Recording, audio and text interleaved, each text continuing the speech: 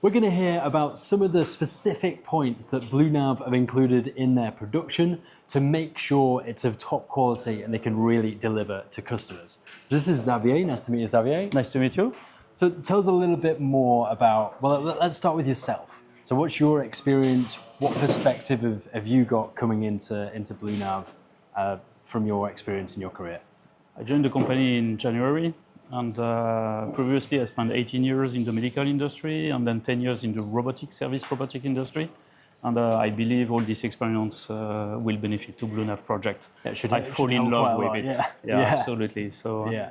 And those kind of industries are particularly interesting because you've got a really significant importance on quality control, particularly in the medical field, but then also in the robotics sector. It was public-facing robotics. Correct. So you've got people who aren't used to interacting with robots. So things like intuition are really at the top of the list. Yeah, the biggest challenge in this robotic industry is how to combine technology development and in the aim to make this unique user experience.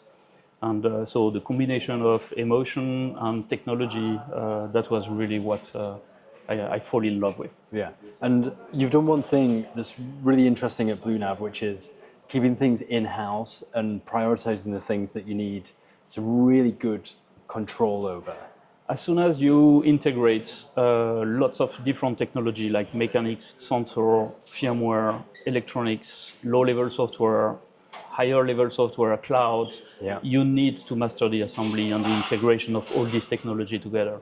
So then you have to take the challenge of owning the assembly production line to control the quality and the performance of the product. Yeah, because it's all about consistency, right? Absolutely. If you outsource that, then if one thing goes wrong, you can't really fully understand and know that your customers are going to receive the same thing every time. Totally, it's all a question of integration. Yeah.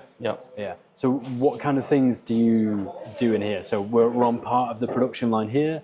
What types of facilities have you got and why they're so useful? Yeah, basically, we have a single flow. We start with incoming inspection to ensure that what we receive is at the expected quality level. And then we mainly split the production area in 3 big areas. The first one is all the electronics, where we build the brain of the system with 2 CPU, 1 software-oriented, 1 real-time oriented for the motor management, and then what we call the power box that will manage the propellers. And transform the battery energy into the motor energy, and then the control panel. So this is all the electronical components. So we build this sub-assembly, we test them individually to ensure 100% functionalities. And the second big part is the mechanical area. We have a part behind. And where we build all the mechanics, electromechanics, and sensor integration.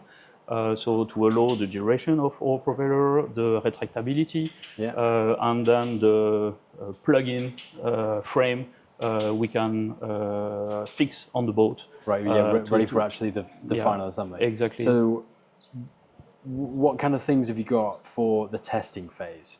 So there's a bit of a pool behind that we're seeing going on. Why do you have something like that? Why does it help?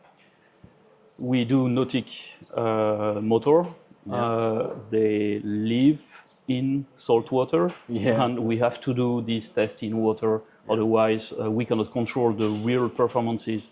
What the customer will face, we have to reproduce that internally. Right. So you found the best solution, the best way of guaranteeing that it is to standard is actually just test it, just get it in salt water, make sure it does what it should do. And today we do individual tests on all components because we have to be sure that what we provide to the customer is really at the expected quality level. So the investment is pretty important, and we need to be at the level of that in terms of quality and reliability expectation. And you do a lot of the research and development in-house. Things like the testing facilities, you've got demo boats in a marina just outside. Yeah, we need to be agile, and having the R&D on the production site is super important to look back. You've got iterations, right? Exactly. So you've got an idea, maybe implement something, see what happens. Idea, issue, whatever. It could be performance improvement, quality improvement, cost optimization. All the time. We have this iteration loop and try to be super agile, integrating these innovations into the product. Yeah, and then get them to market, get them out there. Absolutely. Okay, thank you very much for your insights, Xavier. Thank you very much. Thank you. Everybody, if you enjoy content like this, make sure you're following here to see plenty more of it. Outside of that, I'll see you very soon. Bye for now. Bye.